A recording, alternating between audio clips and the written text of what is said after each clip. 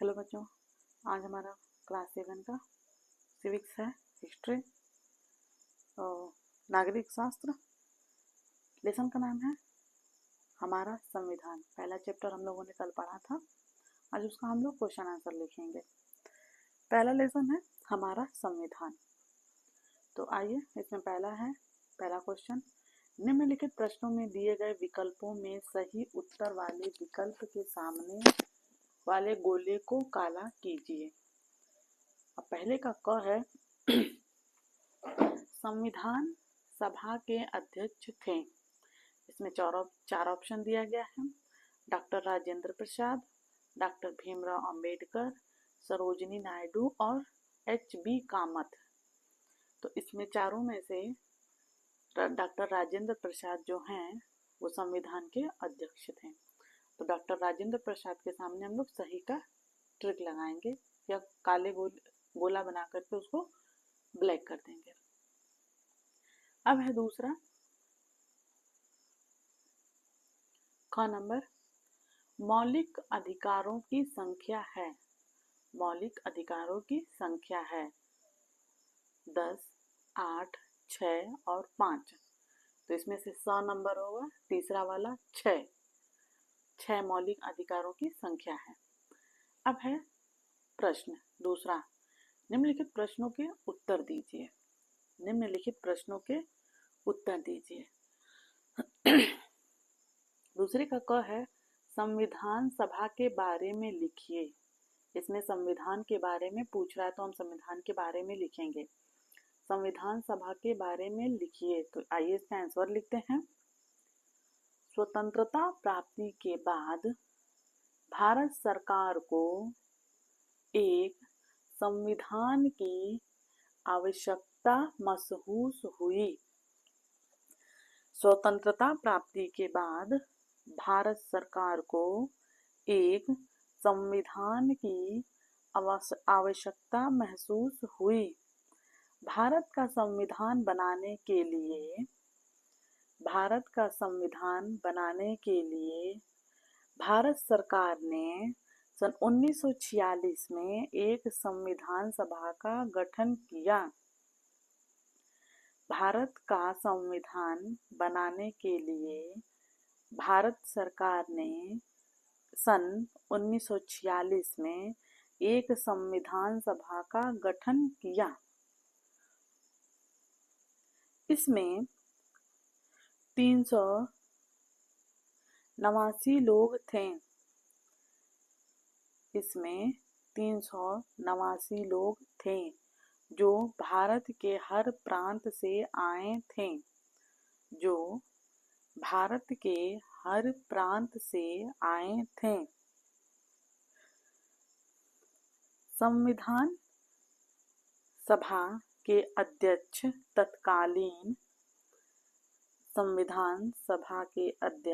तत्कालीन राष्ट्रपति राजेंद्र प्रसाद थे। संविधान सभा के अध्यक्ष तत्कालीन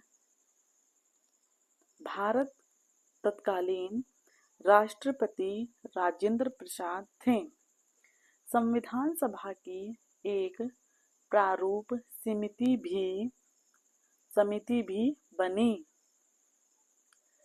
संविधान सभा की एक प्रमुख समिति भी बनी जिसने संविधान लिखने का काम किया।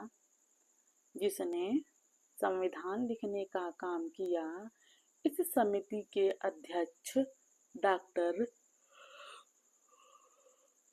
भीमराव अंबेडकर थे। जिसने संविधान लिखने का काम किया।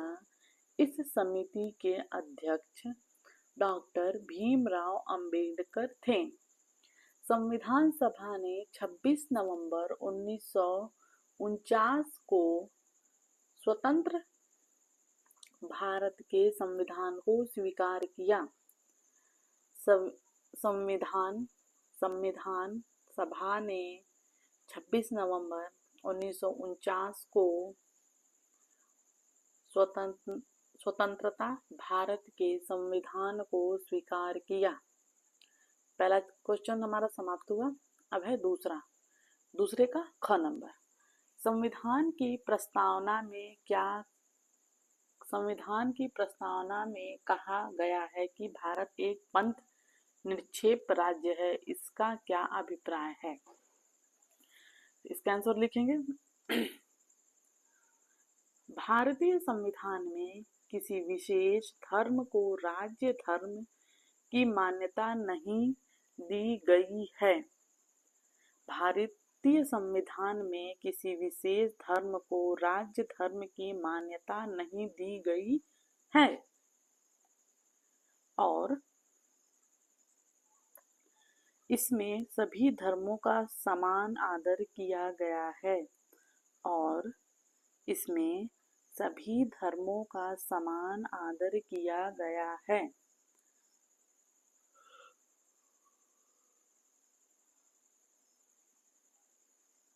अब है ग नंबर। दूसरे का ग। भारत लोकतंत्रात्मक राज्य होने के साथ गणराज्य भी है। स्पष्ट कीजिए। इसका आंसर लिखेंगे ग नंबर का। हमारे देश में शासन वंशानुगत न होकर जनता द्वारा स्वतंत्र रूप से चुने गए प्रतिनिधियों द्वारा चलाया जाता है। हमारे देश में शासन वंशानुगत न होकर जनता द्वारा स्वतंत्र रूप से चुने गए प्रतिनिधियों द्वारा चलाया जाता है। ये प्रतिनिधि जनता के प्रति उत्तरदायी होते हैं। ये प्रतिनिधि जनता के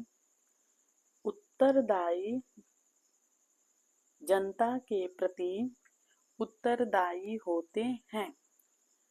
तीसरा समाप्त हुआ हमारा। अब है चौथा नंबर घ। नागरिकों के लिए मौलिक अधिकार क्यों जरूरी है? नागरिकों के लिए मौलिक अधिकार क्यों जरूरी है? आंसर लिखेंगे इसका। राष्ट्र द्वारा नागरिकों को प्रदत्त अधिकार मौलिक अधिकार कहलाते हैं। राष्ट्र द्वारा नागरिकों को प्रदत्त अधिकार मौलिक अधिकार कहलाते हैं। ये अधिकार नागरिकों के व्यक्तित्व को निखारने और इनके संपूर्ण जीवन यापन के लिए इनकी स्वतंत्रता सुनिश्चित करता है। व्यक्तियों के ये अधिकार नागरिकों के व्यक्तित्व को निखारने और इनके संपूर्ण जीवन यापन के लिए इनकी स्वतंत्रता सुनिश्चित करता है। अब है ये चौथा भी हमारा समाप्त हुआ। अब है पांचवा नंबर। समानता के अधिकार से आप क्या समझते हैं? उदाहरण देकर समझाएं। इसका आंसर लिखेंगे। संविधान के अनुसार भारतीय नागरिकों के साथ समान रूप से व्यवहार किया जाएगा। संविधान के अनुसार भारतीय नागरिकों के साथ समान रूप से व्यवहार किया जाएगा। किसी भी व्यक्ति को उसके जन्म स्थान के आधार पर, स्त्री या पुरुष होने का आधार पर, किसी विशेष जाति के होने के आधार पर, किसी धर्म के होने के आधार पर, सार्वजनिक जगहों जैसे दुकानों, होटलों या सिनेमा घरों में जाने से रोका नहीं जा सकता है।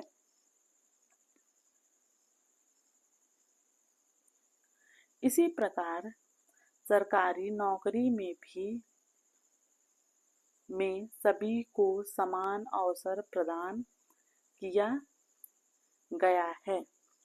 इसी प्रकार सरकारी नौकरी में सभी को समान अवसर प्रदान किया गया है।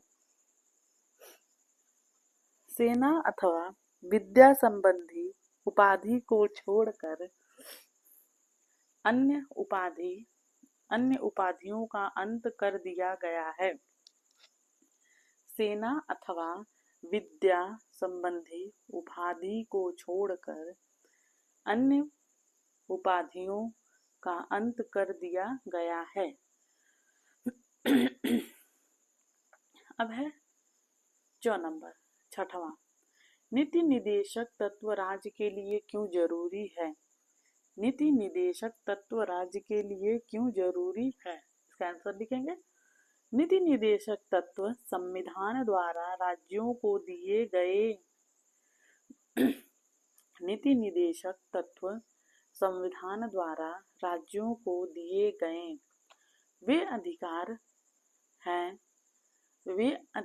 हैं जिनका उपयोग राज्य सरकार नागरिकों के कल्याण हेतु करती है।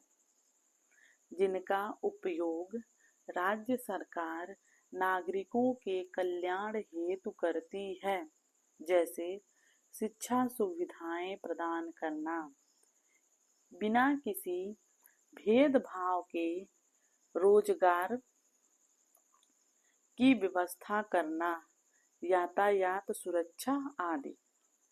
जैसे शिक्षा सुविधाएं प्रदान करना, बिना किसी भेदभाव के रोजगार की व्यवस्था करना, यातायात सुरक्षा आदि। अब है 6 नंबर, 7वां नंबर। मौलिक अधिकार और नीति निदेशक तत्वों में कोई एक अंतर बताइए। मौलिक अधिकार और नीति निदेशक तत्वों में कोई एक अंतर बताइए। अब है इसका आंसर लिखेंगे। मौलिक अधिकारों के अतिक्रमण के विरोध में मुकदमा करने का अधिकार है। मौलिक अधिकारों के अतिक्रमण के विरोध में मुकदमा करने का अधिकार है, जबकि नीति निर्देशक सिद्धांतों को मानने के लिए राज्य को बाध्य नहीं किया जा सकता है। जबकि नीति निर्देशक सिद्धांतों को मानने के लिए राज्य को बाध्य नहीं किया जा सकता है। अब है 8वां नंबर। संविधान में प्रदत्त स्वतंत्रता के अधिकार के अंतर्गत नागरिकों को किस प्रकार की स्वतंत्रताएं दी गई हैं? इसका आंसर लिखेंगे। पॉइंट में डाल करके लिखेंगे। नंबर 1, धर्म की स्वतंत्रता का अधिकार। धर्म की स्वतंत्रता का अधिकार। और दूसरा है सांस्कृतिक एवं शिक्षा का अधिकार। और तीसरा है समानता का अधिकार। पहला है धर्म की स्वतंत्रता का अधिकार, दूसरा है सांस्कृतिक एवं शिक्षा का अधिकार और तीसरा है समानता का अधिकार। अब है 6 नंबर। संविधान में दिए गए किन्हीं 2 मौलिक कर्तव्यों को लिखिए। संविधान में दिए गए किन्हीं 2 मौलिक कर्तव्यों को लिखिए। तो इसका आंसर लिखेंगे। संविधान में दिए गए 2 मौलिक कर्तव्य निम्नलिखित हैं। संविधान में दिए गए किन्हीं 2 मौलिक कर्तव्य निम्नलिखित हैं। पहला लिखेंगे पॉइंट में, प्रत्येक भारतीय का यह कर्तव्य है कि वह संविधान का पालन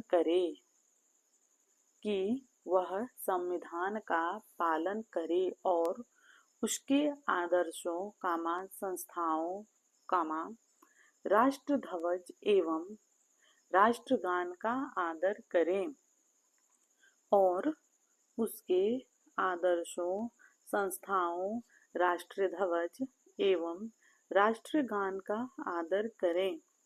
इसमें दूसरा नंबर है, दूसरा पॉइंट, प्रत्येक भारतीय का कर्तव्य है कि वह भारत की संप्रभुता, एकता और अखंडता की रक्षा करे।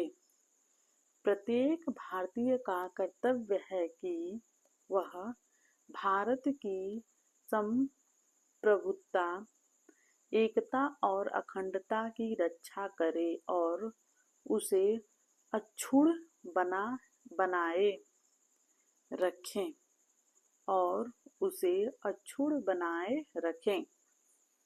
अब है ज नंबर। हमारे देश के लिए संविधान क्यों महत्वपूर्ण है? हमारे देश के लिए संविधान क्यों महत्वपूर्ण है? इसका आंसर लिखेंगे। जिस देश में लोकतांत्रिक सरकार होती है, जिस देश में लोकतांत्रिक सरकार होती है, वहाँ एक संविधान होता है। वहाँ एक संविधान होता है। भारत भी एक लोकतांत्रिक देश है। भारत भी एक लोकतांत्रिक देश है।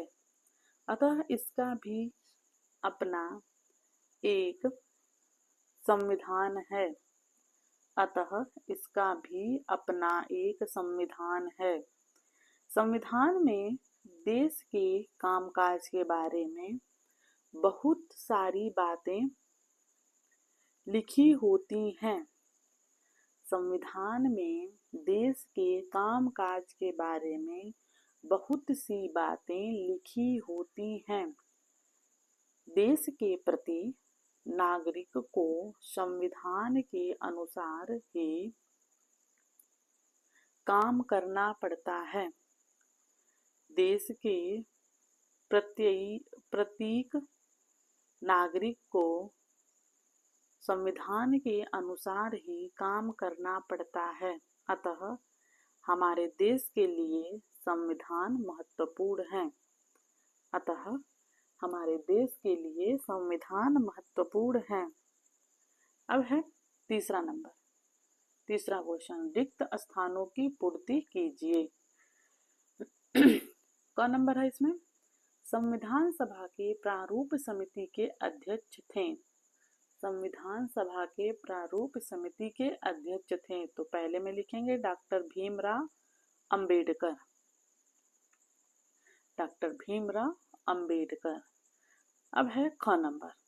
संविधान के द्वारा भारतीय नागरिकों को मौलिक कर्तव्य दिए गए हैं। संविधान के द्वारा भारतीय नागरिकों को मौलिक कर्तव्य दिए गए हैं, तो दूसरे में लिखेंगे ख नंबर में 11। अब है तीसरा ग नंबर। मौलिक अधिकारों के हनन पर भारतीय नागरिक की शरण में जा सकता है। न्यायालय। अब है यहाँ पे चौथा नंबर। अधिकार और कर्तव्य परस्पर जुड़े हैं, उदाहरण देकर समझाएं। Project work. अपने पास पड़ोस में जाकर पता कीजिए कि 14 साल से कम आयु के कितने बच्चे मजदूरी करते हैं। यह भी पता कीजिए कि वे किस प्रकार के काम करते हैं और उनमें से कितने बच्चे विद्यालय जाते हैं। इस अनुभव को विद्यालय में साझा करें।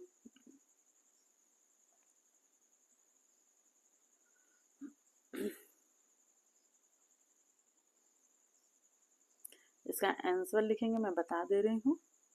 एक तरफ लिखेंगे आप क्या अधिकार चाहते हैं और दूसरी तरफ लिखेंगे आपको क्या कर्तव्य करने चाहिए। तो आप क्या अधिकार चाहते हैं, इसमें लिखेंगे पहला नंबर शोषण के विरुद्ध अधिकार। शोषण के विरुद्ध अधिकार। दूसरा नंबर लिखेंगे